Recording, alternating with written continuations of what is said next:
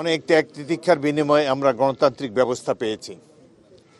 17 বছর সংগ্রামের পর সাধারণ মানুষ, ছাত্র জনতা, রাজনৈতিক কর্মী, ছাত্রদের অভিভাবক, সারা দেশবাসী মিলে এই অগণতান্ত্রিক মাফিয়া সরকারের বিরুদ্ধে 17 বছর সংগ্রামের পর 2024 সালের জুলাই আগস্ট মাসে স্বৈরাচারকে বিদায় করতে আমরা সক্ষম হয়েছি।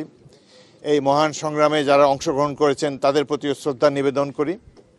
আমরা আশা করব জনগণের স্বপ্নের সেই বাংলাদেশ আমরা ক্রমে ক্রমে উপহার দিতে সক্ষম হব।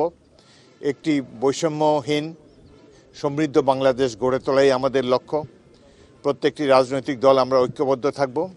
বিশেষ করে এই মাফিয়ারা যাতে আর পুনর্বাসিত হতে না পারে, দেশে আবার তাদের পুনরুত্থান যাতে না হয়, সেই জন্যে প্রত্যেক গণতান্ত্রিক শক্তি, রাজনৈতিক দলকে আমরা আহ্বান জানাচ্ছি। আশা করি আগামী দিনগুলোতে জনগণের স্বপ্ন বাস্তবায়ন করতে আমরা সক্ষম হব। একটি সুখী সমৃদ্ধ বাংলাদেশ গড়ার জন্যে বিনির্মাণে আমরা সবাই ঐক্যবদ্ধভাবে প্রচেষ্টা রাখব। সবাইকে ধন্যবাদ।